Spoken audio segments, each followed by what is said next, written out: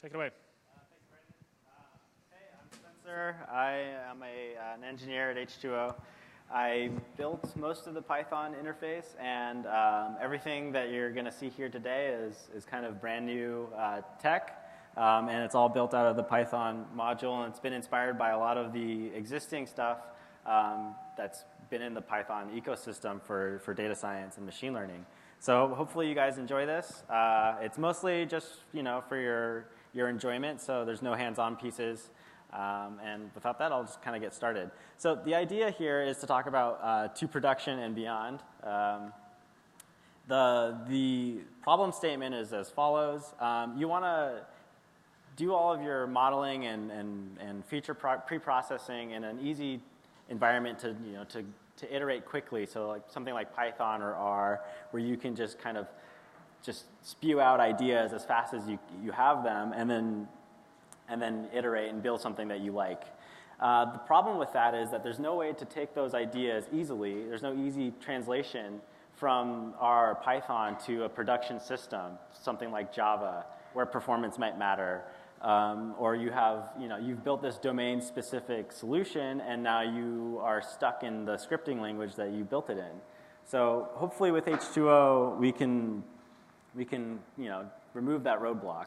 So how do we deal with feature pre-processing? How do we deal with models? And how do we uncage these things? So even if your code is beautiful, I claim this is beautiful code. This is still stuck in the environment that it was written in. So this is Python. There's some horrible G-sub where it's taking this god-awful regular expression. Does anybody know what that regular expression does? Can anyone tell me? No? That's actually taking out year and years from a data set and also NA possibly, and replacing it with no spaces, or with just empty string. It's trimming out white space, it's doing another G-sub, and a string split, and then converting the whole thing to as numeric at the end. So how am I supposed to take this into a production setting? Like, how do I lift it out of Python? So let's just kind of keep that problem statement in mind. You can't just drag and drop into a new environment. So that's kind of obvious. You can't just drag your Python over into some new land like Storm and just expect it to work. There's got to be a lot of engineering involved. And you can't just hand it off to a developer or a programmer because maybe he'll translate it incorrectly. Humans make mistakes. So H2O, kind of saves the day here. So so we've had export models for a couple of years now where you can take your model that you've built in H2O and export it as an agnostic model representation in Java. We've now added the ability to do that with your feature preprocessing from Python. So that's actually pretty cool, and I'll demo that shortly. We're calling it H2O assembly. It allows you to, like the slide says, build rich feature preprocessing assembly lines. So it allows you to build your pre-processing steps into a sequence of agnostic mutations on your data. So you can go from something like the above to, I know you can't read that, sorry, but to a sequence of steps that are easy to export. So let's look at a little closer look at that. So there's something called an assembly. It's this object in Python. It has a fit method, so you can see the influence from scikit-learn here. It has a fit method on some data, and it has this nice method called toPojo. So that means to plain old Java object. And so you have Python above and Java below. So this is generated Java code from the sequence of pre-processing steps. And I'll go through a whole demo of showing this. The really cool thing about this is that all I have to do is press a button and then hand over some Java code to the production people that are building my pipeline in Storm, building some Storm topology, and there's no extra work that needs to be done. I can be confident that all of my pre-processing steps are going to be reproduced in the production setting with high fidelity. I'm not going to all of a sudden have some drift from what I did inside of Python or R. It's going to be word for word, step for step. In my production setting. So that's actually really cool and really convenient. It takes away that whole translation process. So for the live demo, I'm going to be going over Lending Club data set, which has 4 parts, about 500,000 rows, 52 columns. We're going to pre-process a few of those columns over 16 steps. We're going to build a simple gradient boosted machine, and then we're going to export everything into a storm topology. So let's see if we have time for all of that. Very briefly, this is the storm topology that I'm hoping to build. It'll have a spout, which spits out Lending Club tuples one at a time. It'll have a bolt for munging or doing the pre-processing, and then finally a bolt for scoring. And the model we'll be building is predicting interest rates. So we'll have new tuples come in with some features for a guy, he's applying for a loan to rebuild his deck or something. He wants a loan, and we're going to give him an interest rate. So that'll be what our model does. Okay. So are there any questions before I kind of get into it? Nope. Okay. So this is all going to be from the command line here. Let's see. Yeah.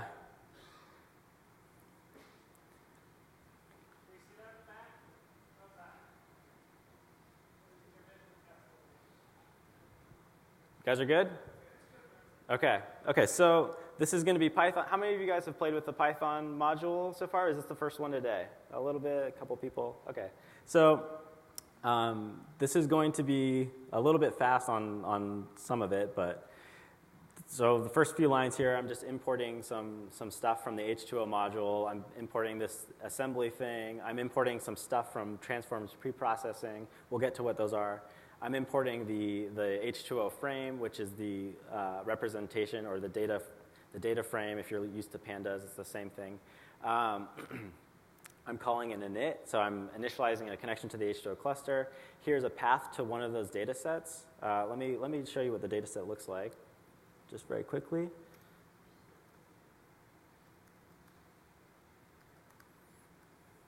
So let me make this bigger. So there's 4 parts to the data set, A, B, C, D. You can see there's 500,000 rows. We can look at the header of this data set. There's 52 columns, and these are all the features. Don't worry too much about what they are. They're just some features. Machine learning. Okay, so the path here to the data set this is on my laptop. I'll run everything on my laptop locally. There's some setup for the parse. I'll be importing the data, just that one piece. I'll be building the preprocessing and the model on that one part of the data, and then I'll be doing all of the scoring and preprocessing on parts B through D. So this is actually the interesting part, the assembly, where I lay out the steps. So the steps are just pairs of column name and then operation. You can see that I have this int rate rm junk char. This guy is going to remove any percent signs. The next step will remove white space. The next step will do the conversion from string to double. So that might be a little confusing just to kind of read this off and understand what's going on. So let me kind of show you what the idea is. Oh, I need to start my H2O. 1 second.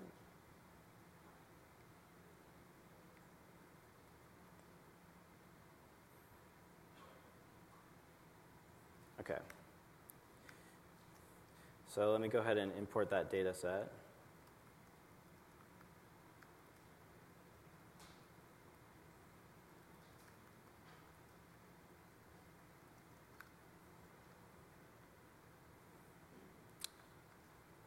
And for the first column that we're going to be munging, it's going to be the interest rate column. So this is what it looks like, just raw off the disk.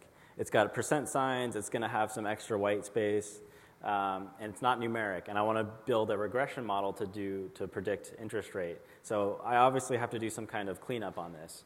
Let me import this again with the right types.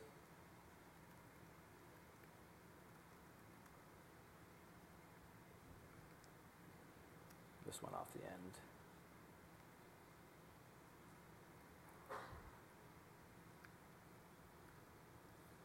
So I'm going to import this as a string instead.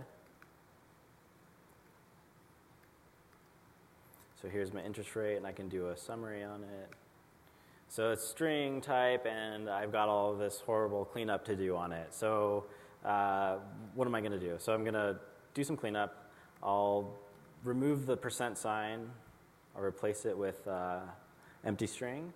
I'm going to want to trim any white space off, and I'm also going to want to convert it to numeric. So that's what the munged column looks like. So we can look at the summary on that. So I want to capture those 3 steps, for example, inside of a pipeline. How do I do that? Let's go back. So that's what these first 3 steps will do. So this first step will take away the % sign, then I'll trim the white space, and then I'll convert to numeric. I'm going to apply that same sequence of transformations to another column called revel util, where I remove the %, I remove the white space, and then I convert from string to double or as numeric. Next, I'm going to go a little bit, this is going to be a little bit more interesting, where I split something and I create 2 new columns. So I'm going to split the earliest credit line column, which is in month, 4-year format. I'm going to split it on the dash, so then I produce a month and a year column. I'm going to convert the year column to numeric. After that, I'm going to take this emp length column and apply a whole bunch of transformations where I string grep on this horrible regex. I replace it with empty string. I trim any white space. I do another regex with less than 1, and I convert that to 0.5. Then I translate 10 plus to 10.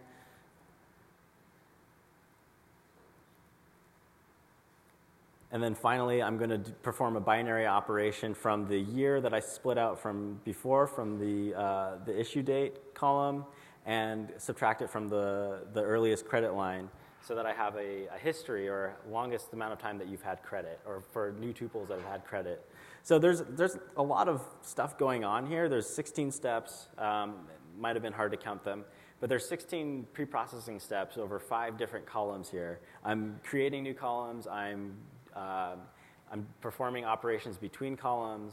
And this is all happening within something that's similar to a scikit-learn pipeline, but it's got this distinguishing feature that you can do any number of transformations from H2O. So H2O provides hundreds of primitives for doing any kind of mutation on your data set for strings, for empty values, for categorical data, for numerical data, for time data. So you have all of these primitives, mutations that you can apply and stick into the assembly.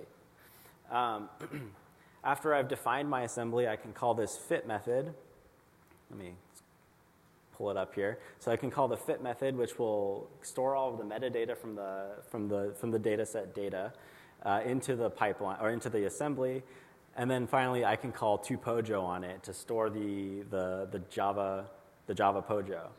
After that, I kind of follow through with a very simple gradient boosted estimator with these features, and then I store that model, the model Pojo, into the same directory. So I can go ahead and just run that. He'll be over fairly quickly. So he's already built the Java the pipeline, the assembly, and he's already built the model. So I can look at the result of that. It's kind of interesting to inspect.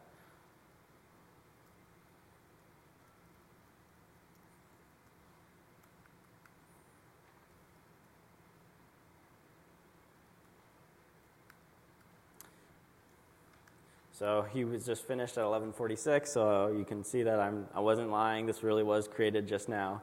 So let's look at the Lending Club Pojo first, because that's the pre-processing steps converted from that assembly Python to Java. So there was a translation that happened by H2O, which generated this 16-step plain old Java object with each of the steps laid out here. So I have the RM junk char, I have the trim, I have the as numeric on the int rate column, and the rest of the steps that follow. We can go down and let's look for that nasty regex that we had before. So that was interesting.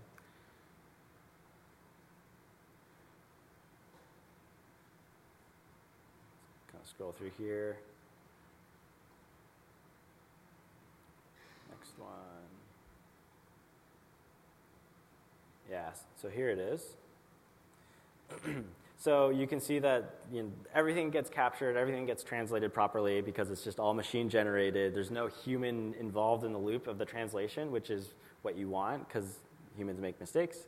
And this will just work. So I can now import these two pieces of Java code into a Storm topology and feed tuples through. So I can also show you that. Unless there are questions on the first couple of steps here. I kind of went fast. No? It's kind of a lot to take in, a lot of code there. So for the topology, if you recall that I have the spout pushing out to the munging bolt, pushing out to the scoring bolt, we can look at the spout here.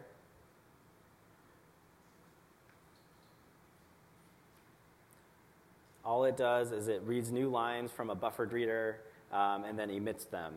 Emits the next tuple. So he'll be cycling over the other three parts of the loan stats data set that I didn't use in my modeling, and he'll perform the munging and the scoring. So this is the spout. Let me go over the munger. This is the munger bolt.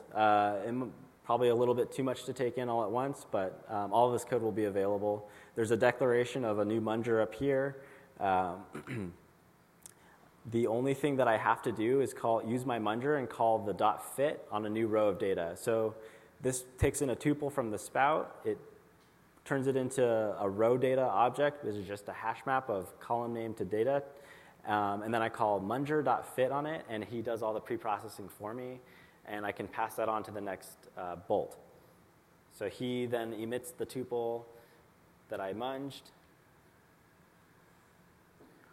into the scoring bolt, which is here. So I have a new instance of interest rate model, which is the GBM that I built. I read in the tuple from the munging bolt. I wrap the model in this thing called Easy Predict Model Wrapper, which just allows me to do very simple operations like, say, predict regression, and then pull out the double. And then that's all the code that there is. It's fairly pared down, fairly straightforward, very simple Storm topology, just to kind of show you guys how it works. And that's all I had prepared. So if there are any questions or want to see other parts of the demo. Do we have any questions? We got one in the back. Oh, and we got another. In your example, you used quite a few steps. I assume each step, though, is done in sequence. If I were to write this, for example, in scikit-learn, I would probably write one step that did both the character replacement and the trim, for example, reduce the number of steps. I assume that would be more efficient. Is that an option? So it sounds like the question is, in scikit-learn, you would do this in sequence of steps? Does that make sense? Could you repeat that? Sure. It looks like you're doing a lot of steps, which means you're doing a lot of things in sequence. Yeah. Which means it sounds like you have to bring something into a register, do a hack on it, move it out, load the next step. Right. So if I were to write this, I would write fewer steps. Oh, sure. Yeah. Right? So the idea, you could write as many steps as you'd like, but you could even break this up into, you just want to munge one column at a time. You even do that, and they could be munged independently some of the times. So you could build smaller assemblies or smaller pipelines and then feed them into each other. That also would work. Is that? No, it's simply, if I reduce the number of steps, don't I increase my efficiency linearly, pretty much? Because I'm moving a lot less data around. Hi, I'm Cliff, the CTO, and maybe I'm well known for doing performance work for years on end. The issue or the question here is one of performance, and Java performance is not Python performance. Java aggressively inlines. So your question was, is it more efficient to combine these steps so they don't go in and out of machine registers? The JVM will do that.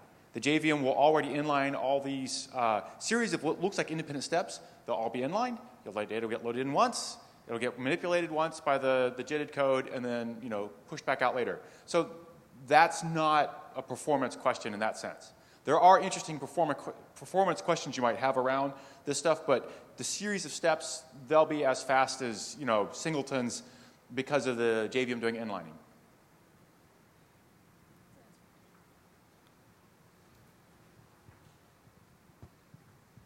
I think we have one up here, and Navdeep, can you? So I have a question. So all my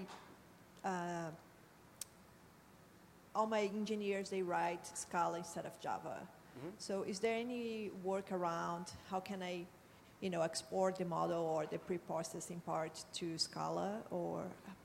So right now, we could certainly generate Scala or C# or any number of, we could just generate C as well. But you should be able to import, since it is JVM based, you should be able to import the Java export, like the Java, like this piece here, the generated Java code. You should be able to import this just using standard Scala syntax. We also have, the sparkling water talks later today, so you can check those out, and so then that allows everybody to do everything, in Scala if they're using Spark. So I had a follow-up on the performance question. When you convert your Python code into Java, are you doing any automatic code optimizations? Like, for instance, predicate pushdowns or things like that, or is it just a straight transformation? It's pretty much just a straight transformation. So you can see here, this is the generated code. Like each step is performed in sequence. So each step here has an override of a transform. So he's going up to some parent class and doing all kinds of stupid virtual calls. It's not very performant at all, but it's fast enough. So I can push tuples through this sequence of steps in in a few milliseconds or less. So I haven't seen a need to do that yet. Perhaps as the data gets wider, it might necessitate some kind of speed up, but there's no real hacks going on here. It's very straightforward. I just made this class because I had this step named something, and it does this job. It does one step at a time, and there's no combining of steps. So it's what you would think it is. Yeah. I'll be glad to make some scaling tests that push it.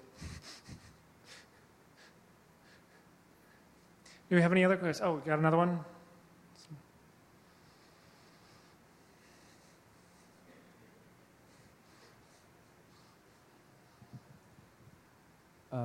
Just two quick questions, actually. So you're using regular expression in Python, right? I'm wondering, can that be directly translated into Java regular expression, because they may have some minor differences? So that is a good question. So let me come back to the Python script here.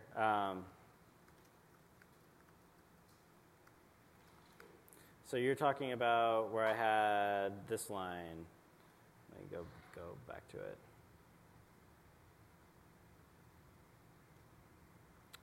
This regular expression here.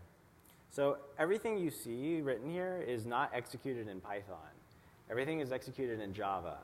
So when I call .fit, every step is wrapped up into a REST call and then given to H2O, which is Java. So everything is executed inside of Java. So that's a good question. If you're writing regular expressions that have some kind of different dialect in Python, that's a good thing to keep in mind, is that maybe this might not work in Java. But this seems pretty standard, like a pretty standard regular expression here.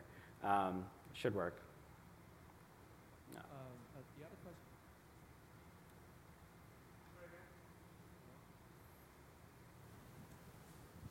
Hello? Oh, okay. Sorry. The other question relating to the code generation, like if I did some customization in the Java code, right? But then how does that work? That you're gonna rewrite, like when you generate a new, when I go back to the Python code and do some modification there, the customization in Java code will be lost, right? Because you're gonna regenerate the whole Java code. Is that? That's correct. So if you make some edits to the Python pieces and you regenerate, you'll lose any progress that you've made. However, the generated code is free to edit, so you can make some changes in here if you wanted to maybe do something different. I don't know what, but you can change the generated code and then save that somewhere else. Okay. Yeah. I mean, it's like I said, like it's really easy to read. This is the generated code here, and it's fairly straightforward to read. There's no kind of mystical pieces. Yeah.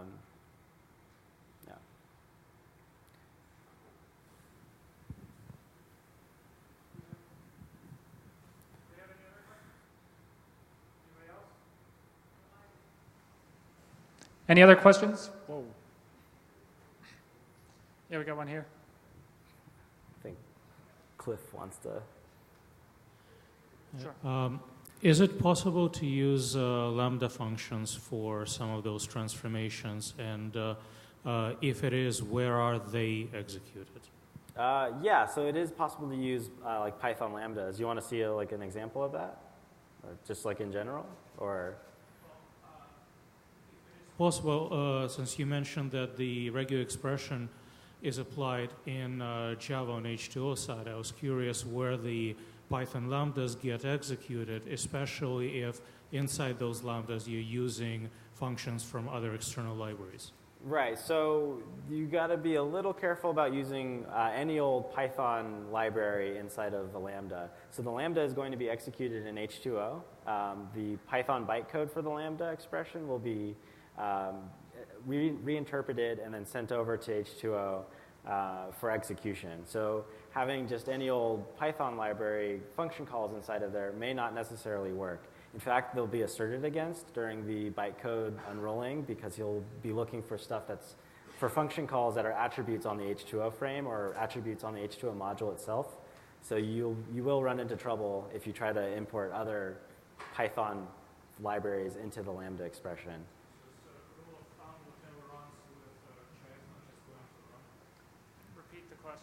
So he was asking, as a rule of thumb, anything that runs with Jython will also work with sorry, was that, yeah.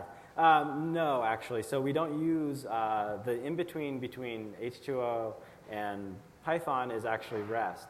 So we mostly use requests instead of opening up a way of manipulating the JVM directly. We don't use Jython or Py4j.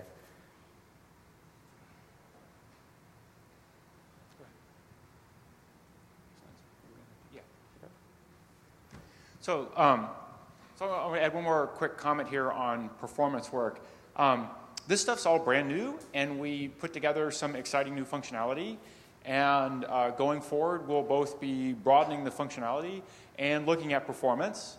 Right now, figuring low millisecond counts for sort of typical munge and score operations. For some people, that's not fast enough, and there are things we can do to make it go faster. And there are things we can do to improve like batch throughput and things like that. These are all forward directions for this technology that we're going to watch what the community does with it and see what people want. And we'll probably do some of both things. So there'll be some more aggressive optimizations on the generated side to get more speed out, and some more broadening of what things you can run inside a Lambda expression, for instance, on the functionality side. So this is the beginnings of something exciting, and we're going to be happily pushing it forward in a bunch of directions. Any other questions? All right, let's have a hand for Spencer. Thanks, guys.